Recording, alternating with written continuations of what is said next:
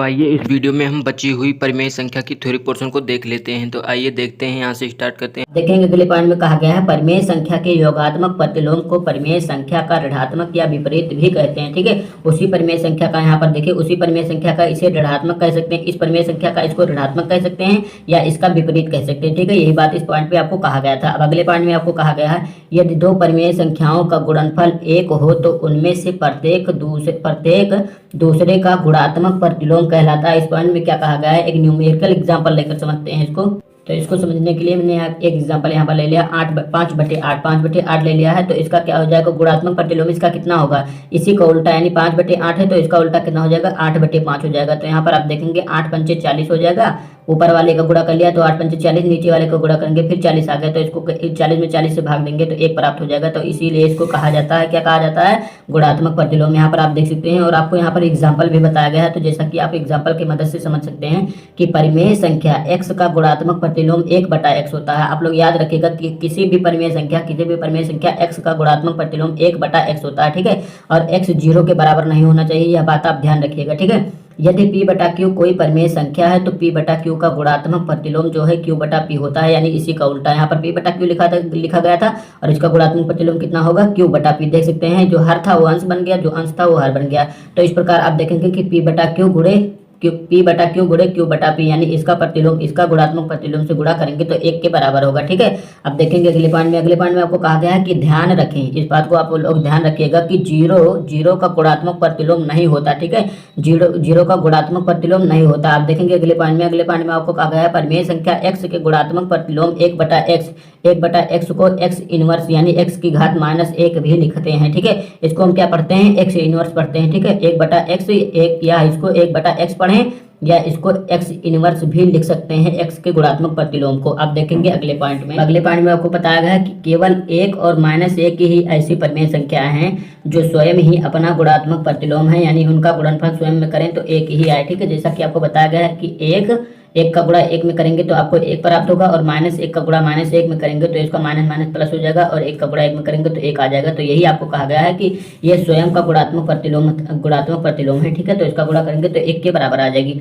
अगले पॉइंट में कहा गया है कि परिमेय संख्या को दूसरी शून्येतर परिमेय संख्या से भाग करने में पहली परिमेय संख्या में दूसरी परिमेय संख्या के गुणात्मक प्रतिलोम से गुणा कर दिया जाता है। कैसे कर दिया जाता है, जैसे यहाँ पर आप देख सकते हैं p/q एक परिमेय संख्या ले लेते हैं। यहाँ पर आपको एक एग्जांपल दिया गया होगा, तो देखिए एक एग्जांपल हमने यहाँ पर ले लिया है। ठीक है, जैसा कि देख सकते हैं यदि p/q तथा r/s दो परिमेय संख्याएं हो तो इस एग्जाम्पल को समझिएगा।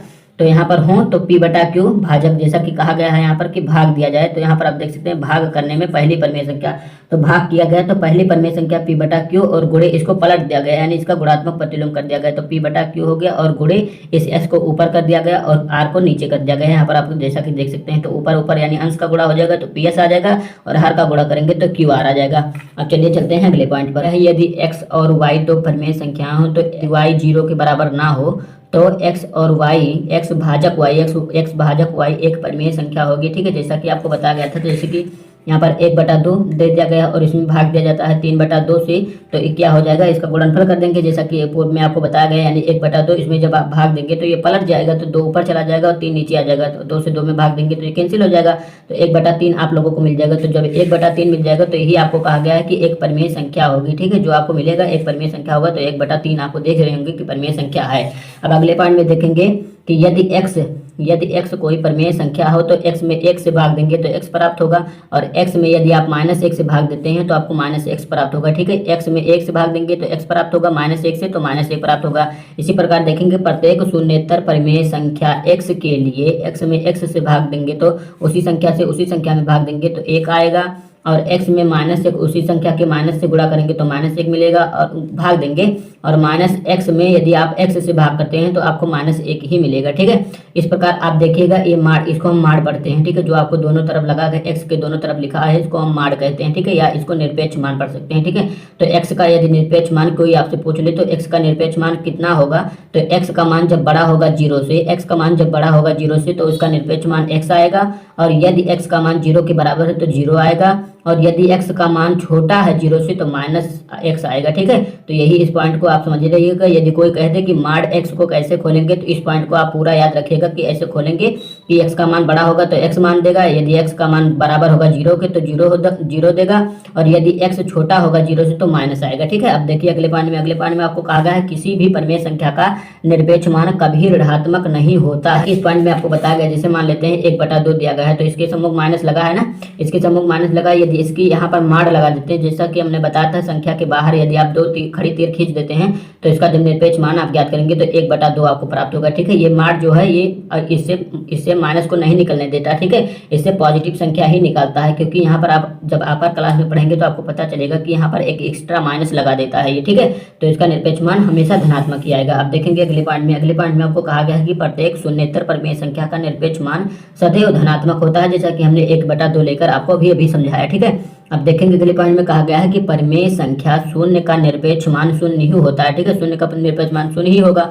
अब अगले पॉइंट में आपको कहा गया है प्रत्येक धनात्मक परिमेय संख्या r के लिए केवल 2 परिमेय संख्याएं ऐसी होती हैं जिनमें प्रत्येक का निरपेक्ष मान r होता है। जैसे देखिएगा कोई परिमेय संख्या मान लेते हैं 1/2 है। ठीक है, 1/2 परिमेय संख्या है तो 1/2 का निरपेक्ष मान और माइनस 1/2 का निरपेक्ष मान और माइनस का 1/2 का निरपेक्ष मान, दोनों का निरपेक्ष मान बराबर आएगा। ठीक है, तो 1/2 का निरपेक्ष मान कितना होगा, इसके समूह माठ लगा देंगे तो 1/2 ही आएगा, और माइनस का 1/2 का यदि निरपेक्ष मान आप ज्ञात करें तो इसका भी 1/2 ही आएगा। इसी प्रकार एक और एग्जांपल लेते हैं, जैसे -5 और 5 का एग्जांपल ले लेते हैं। तो 5 का यदि आप मान निकालेंगे तो आपको 5 ही निकलेगा इसका निरपेक्ष मान। ठीक है, और -5 का यदि निकालेंगे तो आपको यहाँ पर भी 5 ही मिलेगा। तो यही इसमें कहा गया था कि किसी संख्या r के लिए केवल 2 संख्याएं होती हैं, जैसा कि यहाँ पर आपको बताया -5 और 5 और माइनस का 1/2 और 1/2। ठीक है, तो यही इस पॉइंट में कहा गया था। अगले में आपको कहा गया है एक परिमेय संख्या का निरपेक्ष मान धनात्मक होता है। इस पॉइंट को आप समझ गए होंगे। अब 2 विभिन्न परिमेय संख्याओं के मध्य अनेक परिमेय संख्याएं होती हैं। जैसे यहाँ पर आप देखिए 1/10 और 1/2, 1/2 और 1/10 के मध्य में कितनी परिमेय संख्याएं होंगी, तो 1/3, 1/4, 1/5, 1/6, 1/7, 1/8, 1/9 और 1/9 ही हो गई, इतनी परिमेय संख्या होंगी। और यदि आप करना चाहें तो 2/1, 2/3 मतलब अनंत परिमेय संख्या होंगी जिनका हम गिनती नहीं कर सकते हैं। ठीक है, अब देखेंगे अगले पॉइंट में आपको कहा गया है 2 क्रमागत पूर्णांकों के बीच कोई पूर्णांक नहीं होता है। 2 क्रमागत पूर्णांकों की बात यदि की जाए तो 1, 2, 3, 4 इसे हम पूर्णांक कहते हैं। ठीक है, पूर्णांक मतलब पूर्ण अंक। ठीक है, तो 1 और 2 के बीच में कितनी पूर्णांक है, एक भी पूर्णांक नहीं है। ठीक है, 3 और 4 के बीच में कितने पूर्णांक है, एक भी पूर्णांक नहीं है। लेकिन यदि आप बात की जाए 1 और 3 के बीच में कितने पूर्णांक है, तो 1 और 3 के बीच में एक पूर्णांक 2 है। ठीक है, तो यही आपको कहा गया है कि क्रमागत पूर्णांक, जैसे 1, 2, 3, 4 ले लेते हैं तो इनके बीच में और कोई पूर्णांक आपको नहीं मिलेगा। ठीक है, अब देखेंगे अगले पॉइंट में आपको कहा गया है कि हम दो परिमेय संख्याओं के बीच असीमित रूप से अनेक परिमेय संख्याएं प्राप्त कर सकते हैं। जैसा कि हमने आपको एग्जांपल लेकर ये वाला बताया कि 1/2 और 1/10 के मध्य कितनी परिमेय संख्याएं हैं, 3, 4, 5, 2/3, 5/6, 5/7। इसी प्रकार से आप अनंत परिमेय संख्याएं ज्ञात कर सकते हैं। अब चलते हैं अगले पॉइंट पर। तो अगले पॉइंट में आपको कहा गया है कि अतः 2 भिन्न परिमेय संख्याओं के मध्य अनंत परिमेय संख्या होती है, इसको पढ़ लिया है। आगे कहा गया है कि अतः शांत दशमलव में व्यक्त होने वाली परिमेय संख्याओं के हरों के अभाज्य गुणनखंड में केवल दो 5 या दोनों 2, 5 या 2, 5 दोनों आए तो वह शांत आवृत्ति होगी। जैसे कि यहाँ पर आप देख सकते हैं, जैसे 1/10 यहाँ पर लिखा है, तो इसका यदि आपको पूछ लिया जाए कि यह शांत आवृत्ति है अथवा अशांत है, तो इसके हर का गुणनखंड करेंगे। तो सबसे पहले हर का अभाज्य गुणनखंड करेंगे, तो 10 का अभाज्य गुणनखंड करेंगे, 2 से काटेंगे 5 आ जाएगा, 5 को काटेंगे तो यहाँ पर 1 आ जाएगा। तो यहाँ पर आप देख सकते हैं 2 × 5 आपको मिल गया, यानी 2 और 5 दोनों मिल गया है, तो ये शांत होगा। ठीक है, इसी प्रकार आप देख लीजिएगा और भी आप देख लीजिएगा, मतलब जिसके हर में यदि 2, 5 ना आए उसके अभाज्य गुणनखंड में, वह अशांत होगा, यानी शांत नहीं होगा। और जिसमें 2, 5 केवल 2 भी आ सकता है, केवल 5 भी आ सकता है, और 2, 5 दोनों भी आ सकता है। ठीक है, तो जिसमें आएगा वह शांत आवृत्ति होगी। अब चलते हैं अगले पॉइंट पर। अतः ऐसी परिमेय संख्याएं जिनको दशमलव में बदलने पर दशमलव में भाग में 1 अथवा 1 से अधिक अंकों का समूह बार बार आता है और भाग की प्रक्रिया कभी समाप्त नहीं होती है, अशांत आवृत्ति दशमलव संख्याएं कहलाती हैं। कैसे कहलाती हैं, जैसे यहाँ पर देख सकते हैं 100/3 में यदि आप भाग देने चले जाएं तो इसमें कितना भाग देंगे, 100 में भाग देंगे तो यहाँ पर आपको मिल जाएगा 33.33, इसी प्रकार मिलेगा, और ये कभी समाप्त नहीं होगा। ठीक है, चाहे जितने अंक तक कर ले जाए, मतलब कभी समाप्त होगा, लेकिन उतना आप कर नहीं सकते हैं। ठीक है, तो इस प्रकार से यह अशांत है। ठीक है, तो यहाँ पर देख रहे हैं संख्याओं का समूह, यानी 3 का समूह देख रहे होंगे कितनी बार रिपीट हो रहा है, बार रिपीट होगा। अब तो इसको हम क्या कहेंगे, इसको हम अशांत आवृत्ति या अशांत दशमलव संख्या कहेंगे। अब देखेंगे अगले पॉइंट में आपको कहा गया है कि 0.r और 0.rs दशमलव संख्याएं हों, जहां r और s अंक हों, तो उन्हें परिमेय संख्या p बटा q के रूप में बदलने पर इनका मान क्रमशः r बटा 10, यहाँ पर देख सकते हैं एक अंक बाद दशमलव था तो r बटा 10 हो गया। यहाँ पर देख सकते हैं 2 अंक बाद दशमलव था तो r s बटा 10 हो गया। ठीक है, इसको कैसे समझेंगे आइए मैं बताता हूँ आपको। जैसे 0.5 लिखा है तो इसको हम कितना लिख सकते हैं, 5 बटा 10 लिख सकते हैं। ठीक है, और यदि 0 पॉइंट आपको 50 दिया गया है तो इसको हम कितना लिख सकते हैं, 0.50 दिया गया होगा तो इसको हम लिखेंगे 50 बटा 100। ठीक है, 50 बटा 100 लिखेंगे। यदि आप लोगों को 0.005 दिया गया है तो इसको कितना लिखेंगे, इस लिखेंगे 5 बटा 1000। इसी प्रकार से यदि 4 अंक बाद होगा तो यहाँ पर 4 जीरो आएगा, 3 अंक बाद था तो 3, 2 था तो 2, 1 था तो 1। इसी प्रकार आप समझिएगा। अब देखेंगे आगे कहा गया है एक नज़र में परिमेय संख्याएं। तो अब आइए हम परिमेय संख्या का एक बार डिवीजन कर लेते हैं। इसको याद रखिएगा है कि परिमेय संख्याओं में योग की संक्रिया संवरक होती है, क्रम विनिमय होती है, साहचर्य प्रगुण का पालन करती है, यानी संवरक भी होती है, क्रम विनिमय होती है और साहचर्य प्रगुण का भी पालन, यानी संवरक, क्रम विनिमय और साहचर्य तीनों गुणों का पालन करती है। आगे कहा गया है कि परिमेय संख्याओं में घटाने की संक्रिया संवरक प्रगुण का पालन करती है किंतु क्रम विनिमय और साहचर्य प्रगुण का पालन नहीं करता है। इसको हमने एग्जाम्पल के माध्यम से आगे बताया है आपको। देखेंगे अगले पॉइंट में, परिमेय संख्याओं में गुणा की संक्रिया संवरक, क्रम विनिमय और साहचर्य प्रगुणों का पालन करती है। ठीक है, तो यहाँ पर गुणा की संक्रिया जो है संवरक भी पालन करती है, क्रम विनिमय और साहचर्य तीनों का पालन करती है। अगले पॉइंट में आपको कहा गया है कि पूर्णांकों की भांति ही परिमेय संख्याओं की योग पर गुणन का वितरण प्रगुण लागू होता है। जैसा हमने आप लोगों को बताया था कि जैसे 1/2 बाहर हो और यहाँ पर 4/5 और 3/2 लिखे गए, उनको जोड़ा गया हो तो इसको किस प्रकार से वितरित होगा, इसका इस प्रकार 1/2 हो जाएगा और गुणे 4/5 हो जाएगा और प्लस 1/2 ये 1/2 हो जाएगा, गुणे 3/2 हो जाएगा। तो यहाँ पर आप देख सकते हैं 1/2 इसमें भी चला गया, इसमें भी चला गया, यानी ये वितरित हो गया। ठीक है, तो यही आपको इसमें कहा गया था कि योग का वितरण प्रगुण कहलाता है। आगे कहा गया है कि परिमेय संख्याओं में संख्या 1 जो आपको संख्या 1 गुणा का तत्समक अवयव कहलाता है। तत्समक अवयव क्यों कहते हैं, हमने आपको बताया था कि क्योंकि 1 से किसी भी संख्या में गुणा कर दें, किसी भी परिमेय संख्या में गुणा कर दें तो वही परिमेय संख्या मिलेगा, तो इसीलिए 1 को गुणा का तत्समक अवयव कहते हैं। अगले पॉइंट में आपको कहा गया है कि परिमेय संख्या p बटा q का योगात्मक प्रतिलोम माइनस का p बटा q है, क्योंकि योगात्मक प्रतिलोम उसका वही होता है कि जब उसका योग करें तो 0 प्राप्त हो जाए। तो माइनस का p बटा q में माइनस का p बटा q आप जोड़ेंगे तो आप लोगों को 0 प्राप्त हो जाएगा, तो इसीलिए यह योगात्मक प्रतिलोम कहलाता है। अगले में कहा गया है किसी परिमेय संख्या p बटा q का गुणात्मक प्रतिलोम, यहाँ पर गुणात्मक प्रतिलोम कहा गया है 1 बटा p बटा q हो जाता है। ठीक है, 1 बटा p बटा q हो जाता है, यानी q ऊपर आ जाएगा और बराबर ये होता है p बटा q का, इसको इनवर्स भी लिख सकते हैं, इसको हमने आपको बताया था, इसको इनवर्स पढ़ा जाता है। ठीक है, तो p बटा q इसको हम 1 बटा p बटा q को हम लिख सकते हैं कि p बटा q का इनवर्स, जो आपको यहाँ पर दिया गया है इसे परिमेय संख्या का व्युत्क्रम भी कहते हैं। जो आपको यहाँ पर p बटा q का माइनस इनवर्स हमने लिखा है, इसको p बटा q का इनवर्स कहते हैं या व्युत्क्रम कहते हैं। ठीक है, आगे कहा गया है किसी भी परिमेय संख्या का निरपेक्ष मान कभी भी ऋणात्मक नहीं हो सकता। हमने बताया कि माड लगा देंगे या किसी भी संख्या में,